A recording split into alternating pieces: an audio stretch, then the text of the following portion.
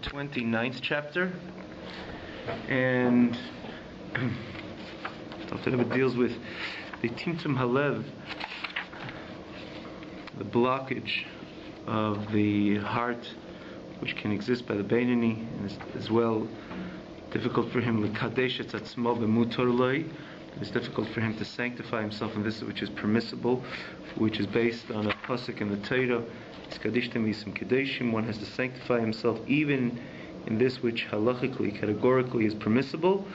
So so he brought the Alter Rebbe brings again, because based on these two problems, we're just saying it very brief. Naturally, we elaborated on this in the past class. This was the point. This was how the 29th chapter commences, begins.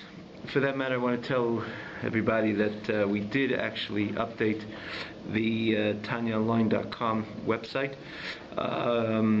It's all based on the Kosher Tube, but the advantage it has it is the video, the Kosher Tube video, but it has the text as well, so one could follow with the text, and it has neatly all the previous classes, etc. It has been updated, even to including this past class, chapter 29, where everybody's invited and can go ahead and join. And we go and where we left off was how by the Beinoni, this was towards the end. Again, everybody's welcome to see it. It is Kosher Tube or on TanyaOnline.com. To see how the Alter Rebbe gives us his suggestion. He brings this which is said in the Yeshiva in Gan Eden. If you remember, we spoke about the Yeshiva in Gan Eden, which gives a suggestion, and it says that just like a log, that in order that the fire should penetrate into a log, even though the material is the perfect material susceptible to fire, or which carries the fire so well, it's dry wood, but nonetheless it's just not going to burn if you leave it as a log. You got to break it up to pieces. You break it up, then it carries the fire. The fire is able to penetrate, and it can carry the fire nicely and for a longer time, for the light you need, for the warmth, etc. Similarly, there's the body, which doesn't allow the Eir HaNeshama, the light of the Neshama, to penetrate. So there's a fire burning in the body. It is kind of it's similar to that log, which it stands with its timtum, or it stands with its determination. It's kind of stubborn, which doesn't allow the Eir HaNeshama, the light of the Neshama, to enter, to penetrate. So you got to break it up. You got to break it up as well. You got to break it apart. And Alter Rebbe explained how do you break apart the body. He says the body is the host for the animal soul. The animal soul is the host for the impure spirits and the spirits of impurity. So when one has a broken spirit, he breaks himself apart, and he understands, and he acknowledges that it's the stubborn spirit of the Nefesh Bahamis which ultimately vitalizes the body, which makes the body that guf, which loy nohir makes it that body which does not allow the light of the neshama to penetrate.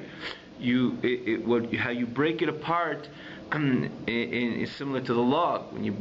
The breaking apart the log allows the fire to penetrate. So breaking apart the guf and the ruach is through a ruach nishbar, a broken spirit. And as we said, by a Beinoni, and this was the conclusion of last week's class, by a Beinoni, his spirit.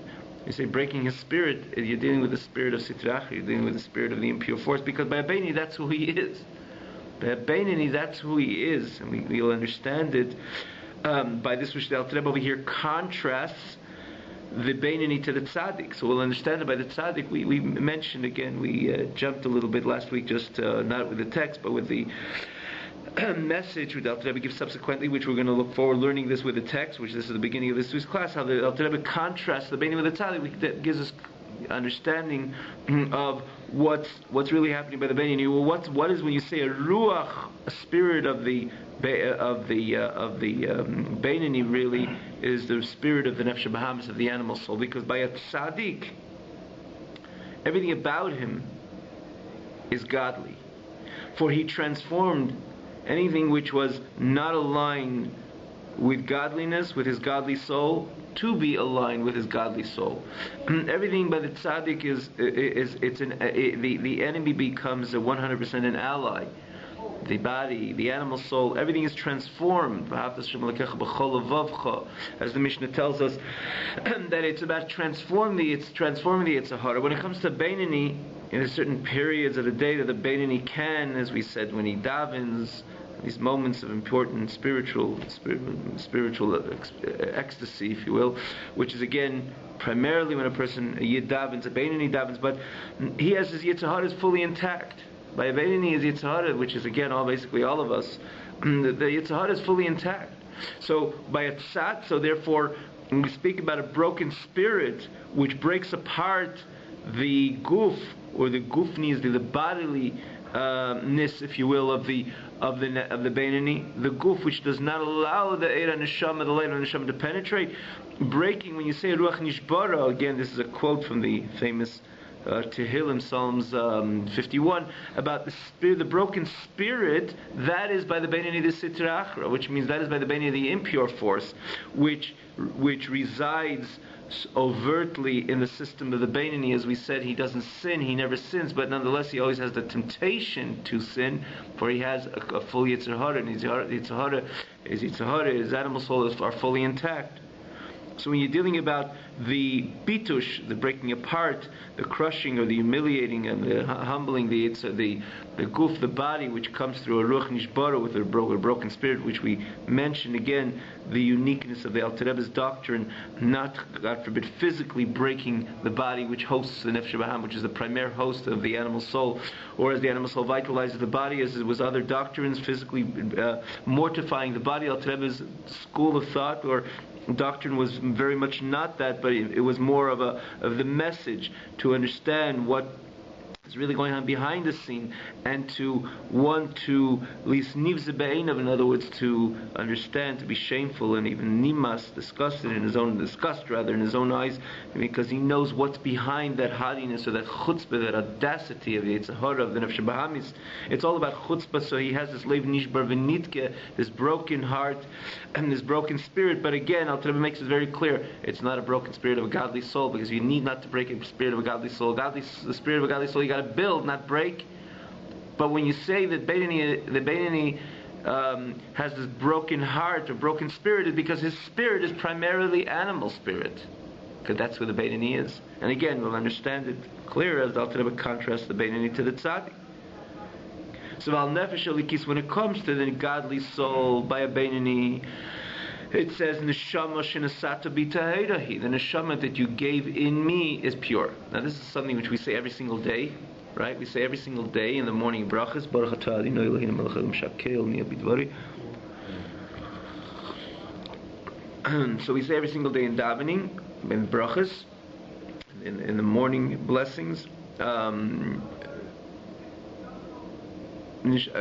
Elokai, my God, neshama, the soul that you gave me, tahira, he is pure. So when you say you gave me, for example, let's say you give me a piece of cake, right, as an example. So there's me, and there's you, and there's the object which you're giving me. The fact that I say you gave me this piece of cake, that says that me and the piece of cake are not the same. Because if me and the piece of cake were the same, it's not that you gave it to me, it's me. So when the Beinani, for example, says neshama, that pure neshama, which you gave me is pure, but he says the neshama, that pure neshama, which is the godly soul, that you gave me, that itself says that's not me. And again, this is the proof, or we need not really a proof, because we know what we are in essence, or we know what we have, or know the potency of the nefesh bahamis, which exists by the Beinani, or the nefesh bahamis which exists by the Beinani is strong and potent, better said. But from the words itself, this is what we say in the morning prayer, in the morning bracha. God, the neshama which you gave me, that says that I am not a godly entity. I am a non-godly entity which you gave me the opportunity to exercise godliness and introduce and to myself and to people around me this this godly service with the battery, with the koach, with the energy of this neshama. What allows the yid to serve HaKadosh Baruch Hu in a godly manner? In other words, what allows the yid to exercise and this godly service? Is because he has a godly soul. So the godly soul is the battery, or that's the energy that man, by Yid, has, that he's able to serve HaKadosh Baruch Hu and to live a godly life by a prayer, by learning Torah, by doing mitzvahs, etc. So what does the Yid gets up in the morning? What does he says? God, thank you for giving me this neshama. So he starts, neshama, this neshama which you gave me, it's tahora, it's pure. Obviously, it's a godly soul, it's pure. But how does he begin? He doesn't say, I am the neshama. You gave me the neshama.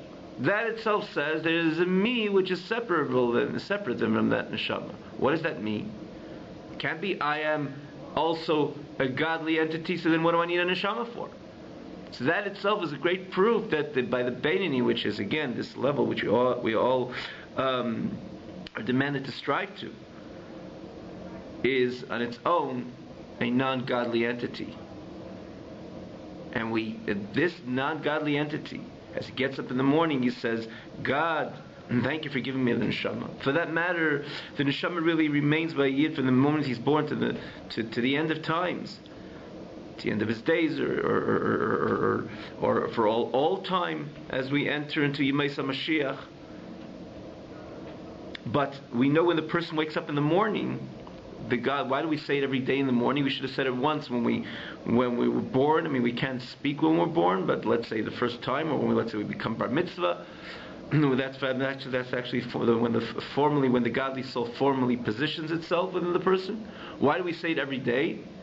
I'm just saying this parenthetically. Why do we say it every day? Apparently, we lost the neshama when we went to sleep. The answer, and because neshama is not in full expression when a person goes to sleep. We try to actually, that's the reason why we say Kriya Shema before we go to sleep, is to make sure that neshama doesn't completely remove itself and it stays connected with its godly energy, that the person should even sleep through the night in a godly manner and not, God forbid, in a non-godly manner. That's the point again when we say these different verses before we go to sleep, to connect. But nonetheless, you cannot compare the neshama when it exercises in full measures its godly experiences, when he learns, when he davens, in comparison to when he's sleeping. And that's why when the person wakes up in the morning, he says, thank you, God, for giving me the ability to serve you again with this godly energy, which is called the neshama. So he says, neshama shenasata bi, this neshama which you gave me is tahira, is pure.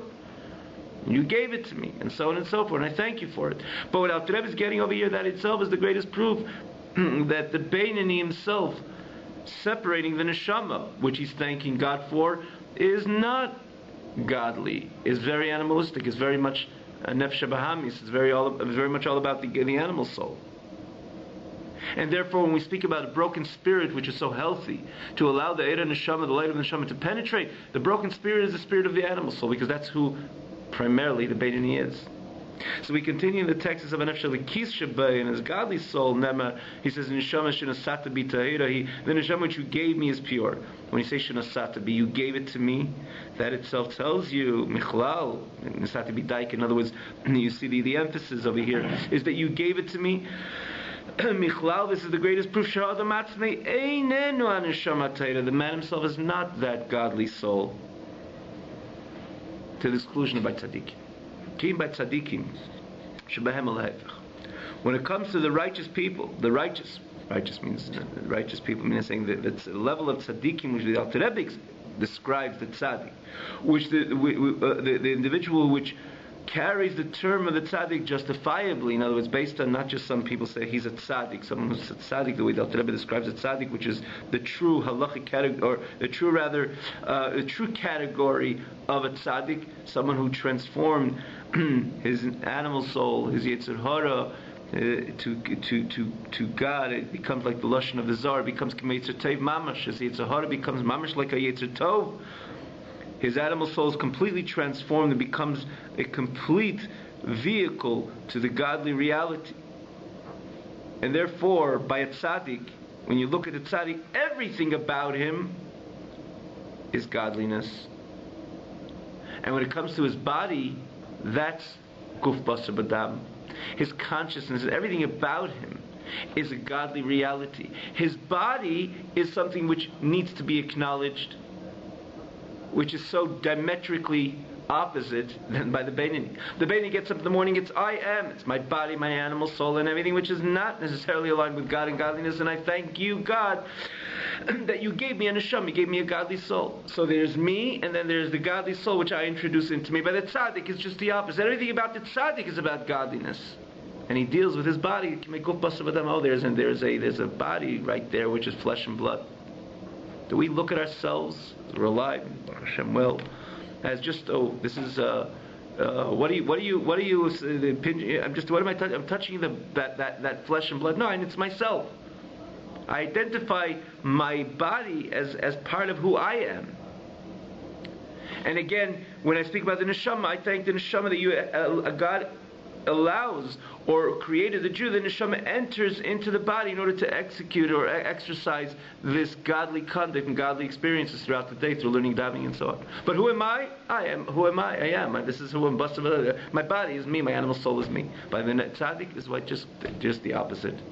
Everything about the tzaddik is about godliness, and then there's a kind of cat there which you got to deal with, which is that thing which is basar v'dam, which is flesh and blood, which is external. And where do we see it? We said the story which again demonstrates or illustrates this notion so clearly, in such a strong, clear way, with this above mentioned idea how by the tzaddik everything about him is God, and the basar, the body is basar v'basar adam, it's called the flesh of the man. When Hillel HaZaken, when the famous sage Hillel, which was a godly Tana Hillel, as we know, right? The famous sage Hillel, when he went to eat, he used to say to his pupil, to his students, when he went to eat, he used to say, he's going to do kindness with that shameful entity and that poor entity. So he spoke about his body as a third party. It's like you see someone hungry, and it's like this poor, shameful, again, not in a condescending, it wasn't a condescending expression, or the expression of a condescending nature, but it was like the shameful thing which is hungry and poor. We got to go feed it. Like you see something, you see truly a third party, which is hungry and poor and destitute and desires to eat something in order to continue to live and maintain its in order to move on again, in order to exist and live and be healthy.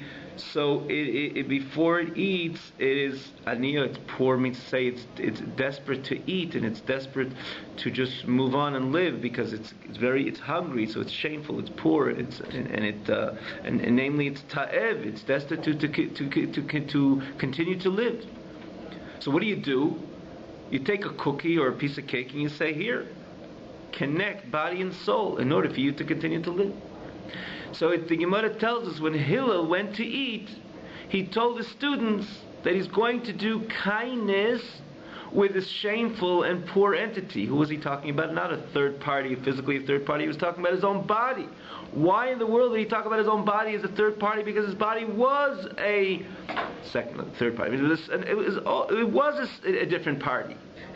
Because Hillel HaZaken is all about God and godliness. Everything about him, consciously, subconsciously, is all his actions, his emotions, his intellectual faculties, is all complete. Everything about all of his emotions, rather, all of his intellectual faculties. Now, every part of intellectual faculties is completely a conduit to God, God's Torah, and the entire godly reality. And then God created him still as a human being. So he has flesh and blood. And we know flesh and blood,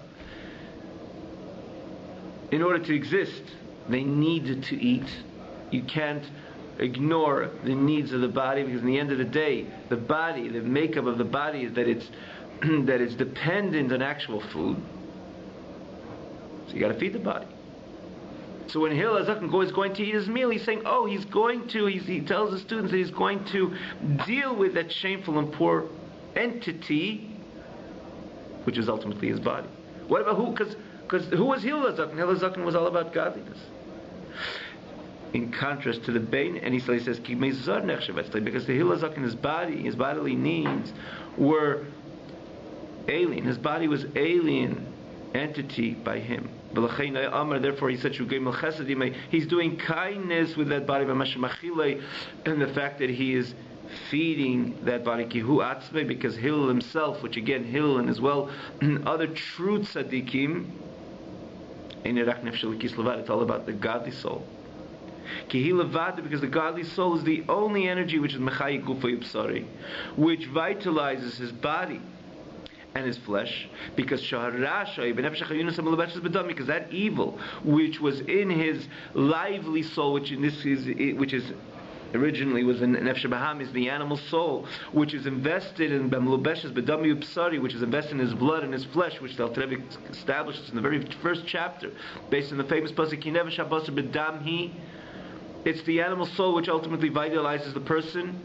It enters into the blood, and again we know the Revi's Dam, the certain amount of blood a person needs in order to live, to exist, to move on.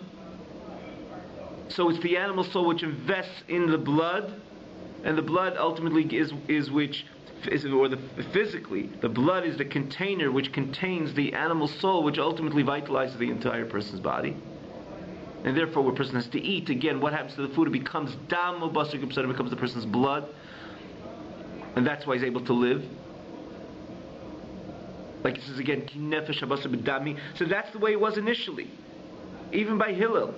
But eventually, and we said, where does in the Nefesh Bahamis, in the beginning, in the onset, or what is the Nefesh Bahamis? What is the texture of the Nefesh Bahamis? What is the material of the Nefesh Bahamis? So what is it? What is it? Where does it come from? We said already, we established in the very early chapters, it comes from Klippa, it comes from the evil spirit, but again, not the lower level of impurity, the spirit of impurity.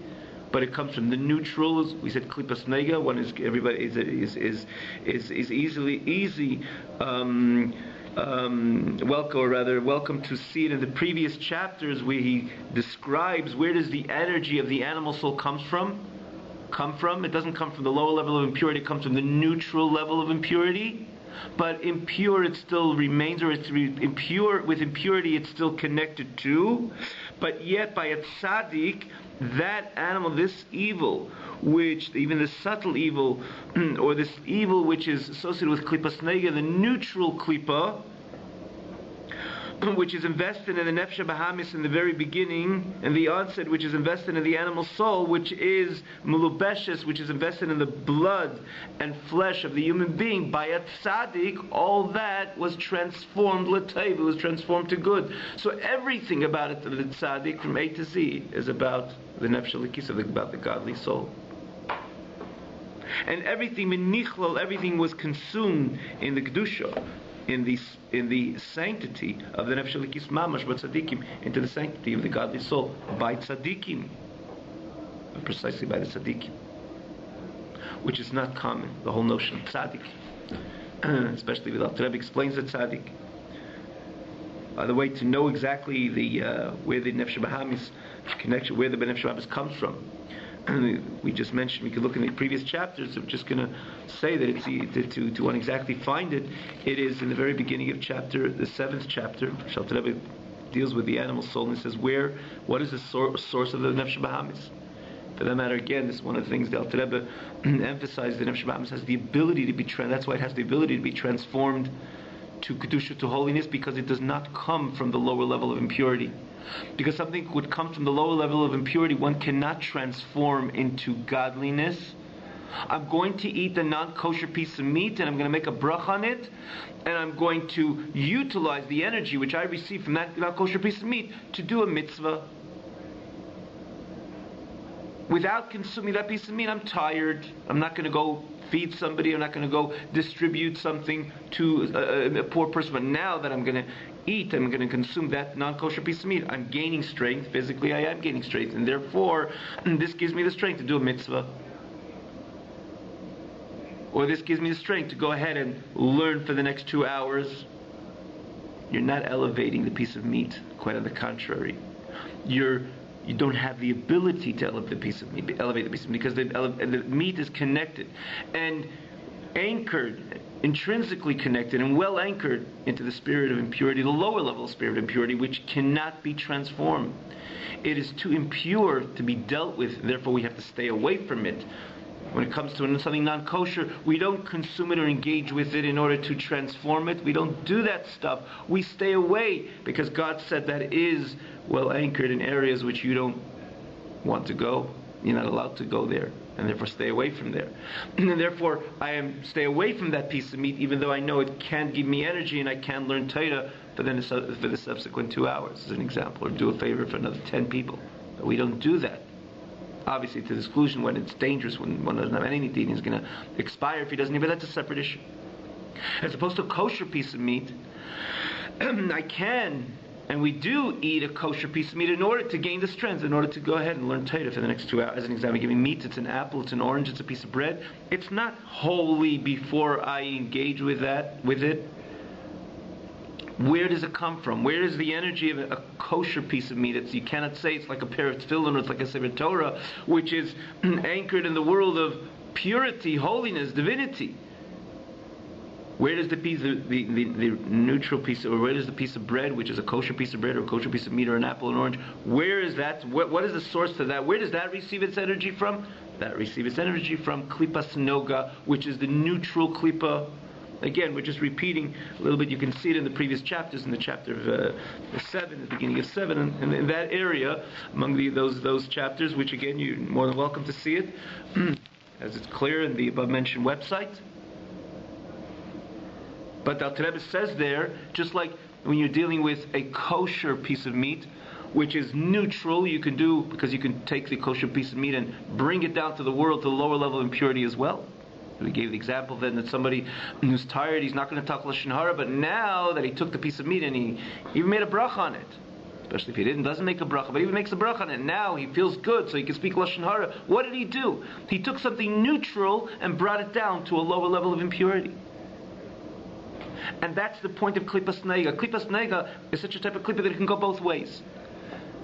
And there, with this again, I'm saying this because this just to explain what the Alter Rebbe means. The animal soul was transformed to be godly because the animal soul itself comes from that very same neutral area, which is Klipas Nega, which has the ability to go either direction. Like when you're in a car, you're neutral, you go front or you go back, progress or digress.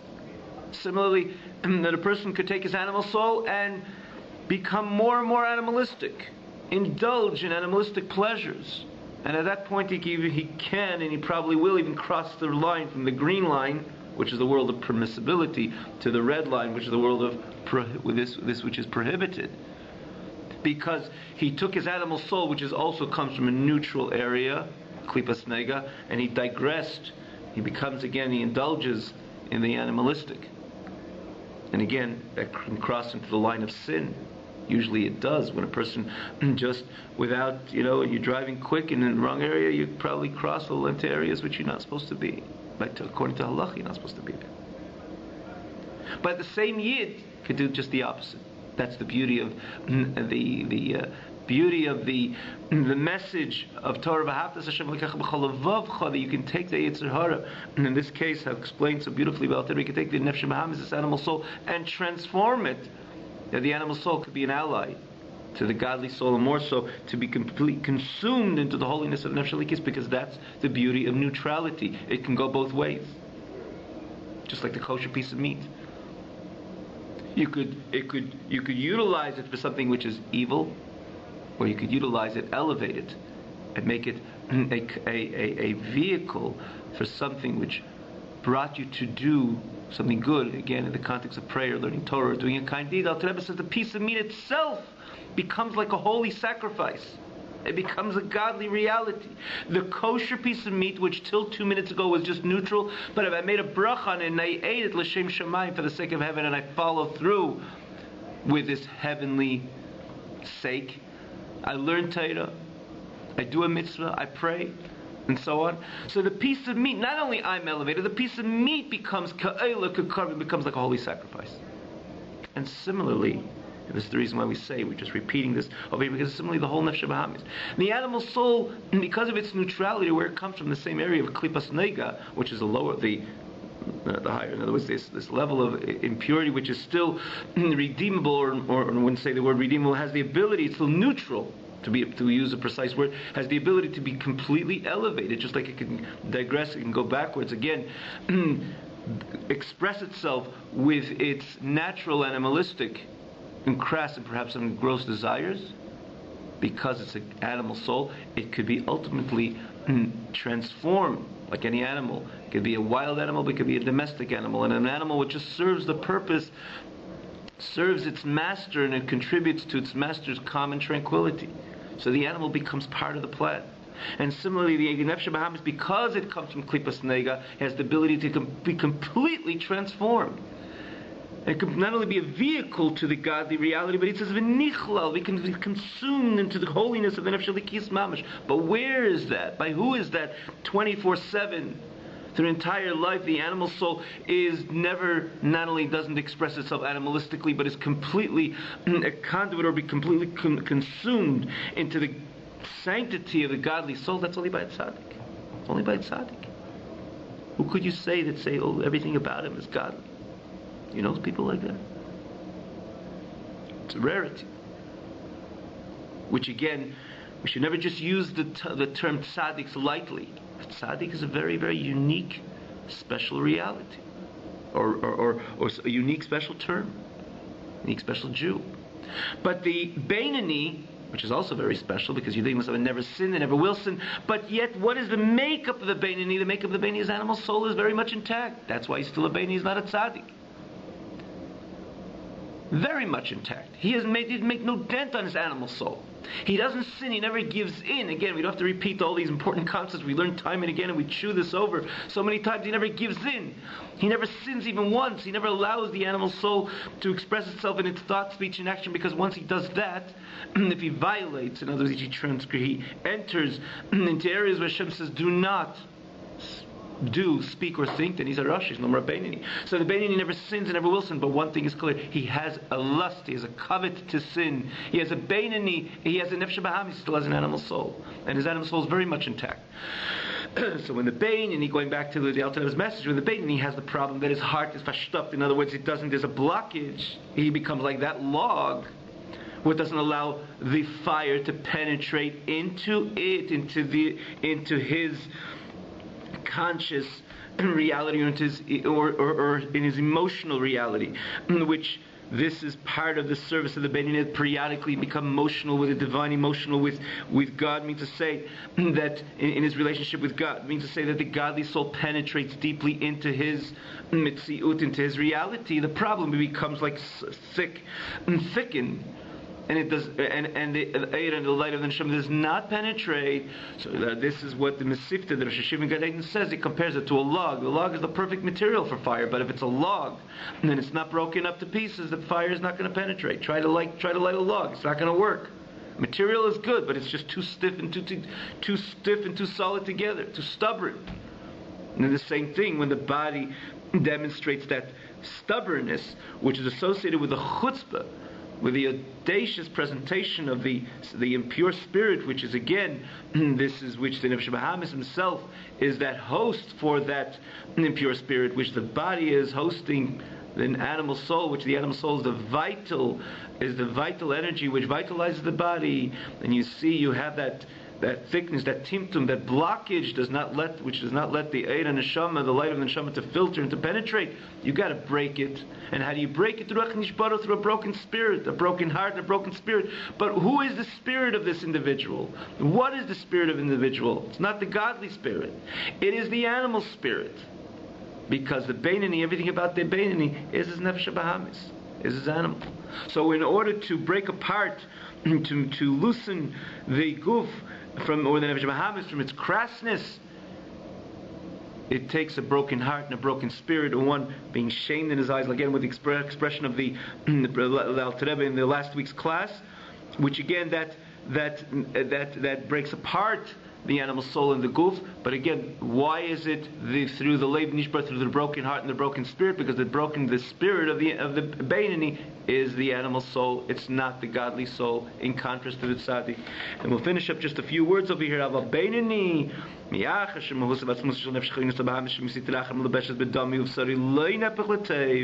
the Beinoni, because its essence, the essence of the animal soul, the essence of the soul, which is again a chayunis, the soul which gives the body life, which is the animal soul, which comes from the impure forces. Not the lower level, but still from the impure forces, it still comes, and it's invested in in his blood, in his flesh, has not been transformed to good.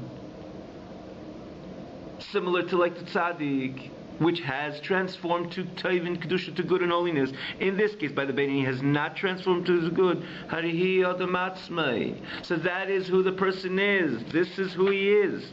Vim Kain, and therefore, if you think about who this individual is, even as that struggling Beinoni, he's Rochik Meshem Betachas Harichuk. He's distant from God, from the maximum distance, because that force which has a lust, the lust and temptation of the animal soul could also have a lust and have a temptation for things which are by definition prohibited, not only animalistic, but by prohibited, which are negative, which completely contrary to God's desire.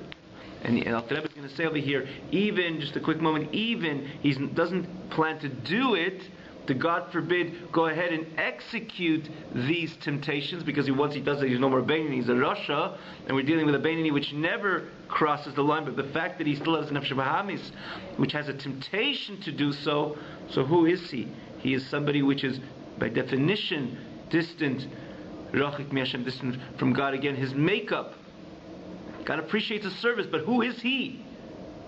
In contrast to the tzaddik, that everything about the tzaddik is godly, divine, spiritual, holy, sacred. By the Beinoni, it's just the opposite. And therefore, this is the suggestion, that broken heart and the broken spirit, which ultimately allows the light of the neshama to enter and to penetrate, and that this same Beinoni, which the day before he was missing his fiery passion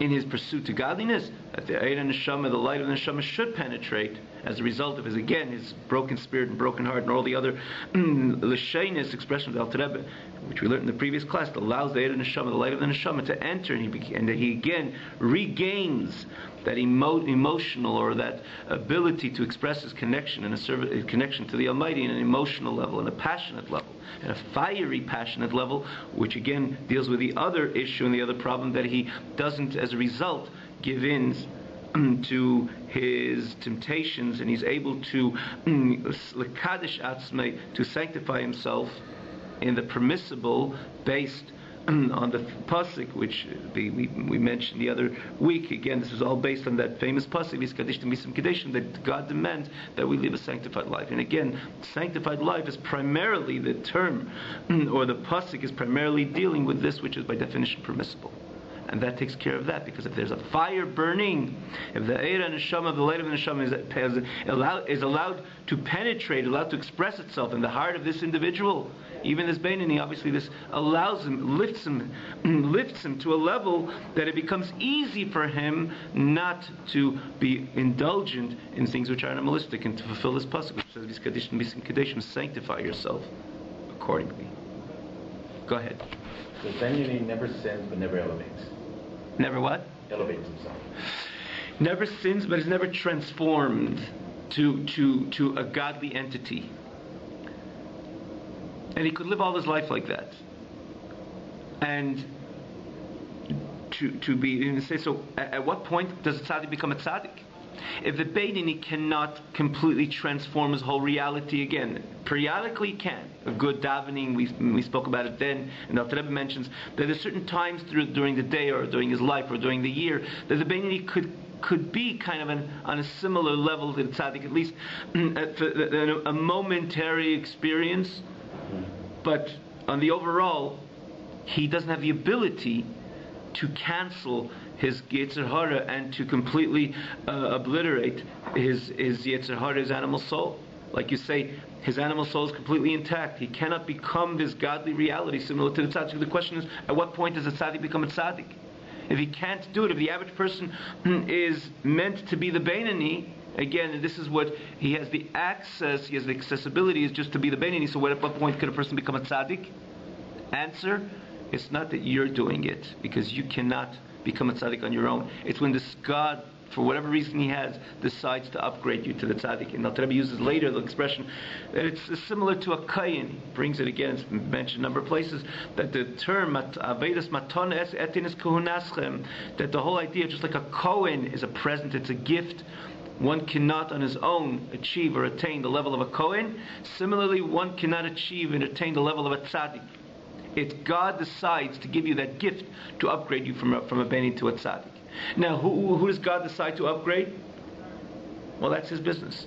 To the extent that a person could live all his life like a Beinani, which means never be upgraded to the level of a tzaddik, means to say that just like he had when he was 16 or he was 26, he had this constant war, and he felt that his animal soul, as Yisahar, is in full tact and constantly trying to overcome his thought, speech, and action, his action or speech or even thought. Let's use it in that direction, because the thought is always more difficult. But yet, he had the struggle, and he was able to overcome because he's a Beinani. It could be the same person. If God decides, of whatever reason he, capital H, has, he could remain a Beinani all his life. When he's 60, he could have the same problems, or the same challenges, let's call it, like when he was 16 or 26. If the person at 60 he changed, it's not because he changed. It's because God decided to upgrade him. So the tzaddik is similar to like a kohen notion, which a kohen is not something you could upgrade yourself to be a kohen from Yisrael. It's God decides you're a kohen. You're a kohen, if not similarly the tzaddik. So you do whatever you can. And he gives, again, I don't want to, we're pretty much just stop over here, but there is something we could try to kind of tap into to the idea of the tzaddik, to try to find our pleasures, our emotional attachments to things which are sublime, superior, similar to the tzaddik. But to be a full-fledged tzaddik, it says if a person works very hard, sometimes a certain, the Alter Rebbe writes that a spirit of a tzaddik could be impregnated into you because you're trying, you want to be a tzaddik. But a full-fledged tzaddik is completely it's up to God to upgrade the person. So the Beinani, this is one of the reasons that we should never feel down, depressed, melancholy. Oh, yesterday's challenge was the same as the day before, and today's challenge is the same as last year, and the same when I went 10 years ago, and the same when I was 16 and 26. What's going on? It's not worth the whole deal. It's not true. Because God didn't upgrade you to the level of tzaddik. That's probably what He has in His master plan for you. Go ahead and serve God with elation and joy, knowing that this is what He has in His plan for you. Because how do you know? Because you know that you still have the Yetzer Hara, you still have the same challenges. You got to control your eyes, your ears, and your thoughts, and so on. That shows that your Yetzer Hara is fully intact. That shows God did not upgrade me. So what am I supposed to do? Continue serving God with the same simcha, the same tuv levov, gladness of heart, because that's what He has to stock for me. And a person should not feel down because maybe he's supposed to be a Beinani all his life. But one thing is clear, that the Beinani does periodically, like I say, it's important, the Beinani, he does periodically experience this attachment to God on an emotional level as well. And it's important, and again, namely when the Beinani, namely it's the experience of prayer, and we know a good healthy prayer is exercised, or when the Beinani exercises a good healthy prayer, we know how important it is for the Beinani to allow him to be the Beinani for the rest of the day, to be higher, and to look at life more seriously, or never to lose focus rather of his mandate, his objective and mission, what he's here for. Davening helps, because davening we do connect to God on an emotional level, and when you're connected to God on an emotional level, you're already elevated to there's something of you, part of you, that is godly. You're not completely transformed, because that's the tzaddik, you're still the Beinani, which has a Yetzer Hara. But davening, the fact that davening is that you're able to become passionately connected or midubak, which means attached to the Almighty, so you're able to constantly stay focused, and namely it reflects not only in things which are clearly prohibited to do, but not to indulge in things which even permissible to fulfill this pasuk, which we spoke about in the past and last week, to sanctify yourself even this which is permissible. So it goes really together. When you have the ability to become emotional with your Creator, or you're connected to God on an emotional level, that itself enables you to uplift yourself and to stay focused, that even things which are permissible, not necessarily I have to engage with that. I don't need the extra, I'm full, I ate well. I don't need to, just because my eyes saw it and my nose smelt it, to again put it into my mouth, or any type of other animalistic engage in connection or engaging with. And that's why the Alter Rebbe began the two ideas. He put it together: the timtum alev, the blockage of the heart, as well. That causes that man, he's still a Beinoni. He would never violate something which is prohibited, but he doesn't have the able to sanctify himself in this which is prohibited, because they're both connected. Because when you do connect yourself to God on an emotional level, a few times a day, or namely by shachris, you're able to, or by prayer, I would say shachris, for that matter, every prayer. Shachris, we elaborate more in the prayer, but we're able to connect ourselves to God on an emotional level. That gives us the ability to uplift ourselves, that we should not fall prey to everything, in other words, to indulge in the material or this which is halachically permissible. So they really go to, because if there's a godly fire burning in my soul, in my heart, obviously I always want to rather stay aloof or elevated or exalted or more connected to on a more constant basis with the divine, and to stay focused, not to drop into areas which I need not to go. And again, and this is which the problem is when there is the blockage. This is the suggestion. The Alter Rebbe says, when you become that log, this is the suggestion to allow the Eir HaNeshama, the light of the Neshama, to penetrate and burn. In other words, a person could periodically have a passionate connection. Try to live more like a aesthetic type of life, avoiding It's not a matter of avoiding. If you want to have chocolate bar, make a nice bracha and eat it and enjoy it. Is it better to not to do it? The thing is like this. When someone, we spoke about this last week. Overindulgence, yes. That's right. We're talking about being overly indulgent, which means like this. That's the beauty of this mitzvah, Kadishta Miskin Kadeshim. We spoke about it last week. It's a famous question. If he violates this pasuk, how is he a Beinoni? But again, you could see it in last week's class, because this is a gray area. Because it could be when I'm hungry, it's vital that I do make a bracha.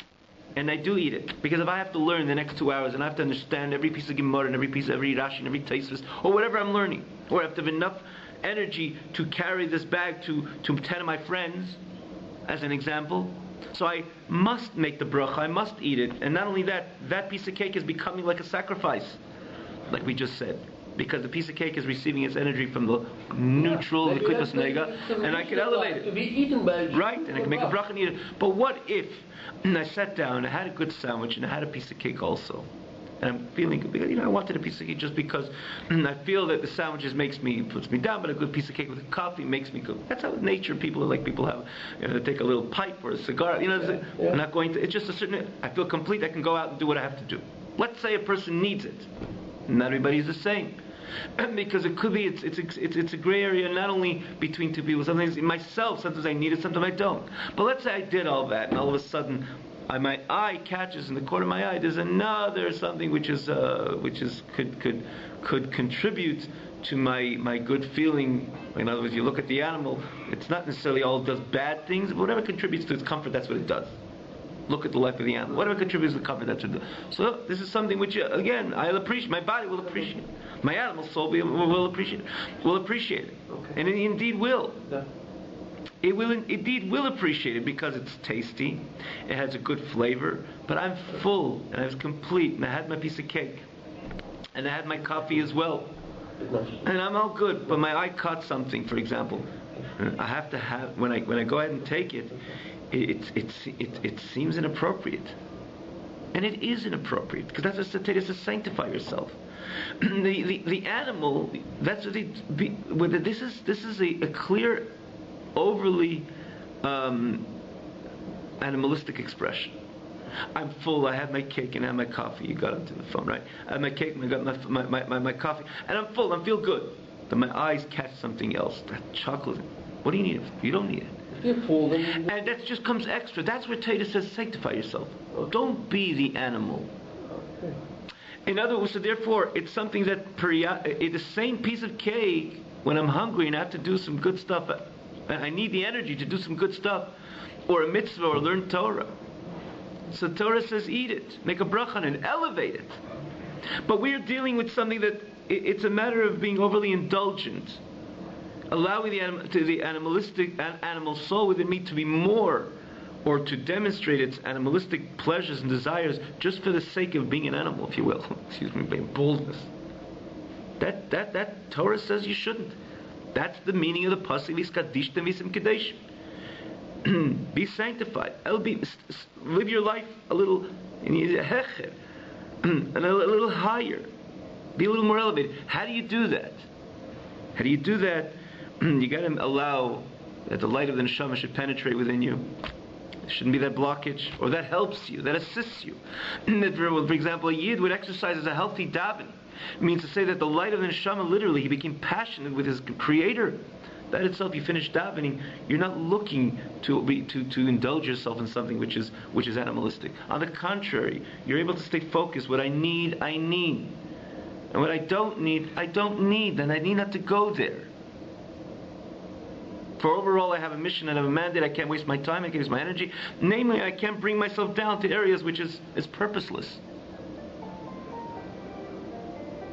And this is the Eitzah, the suggestion that Dr. gives the Beinani. Have a wonderful evening.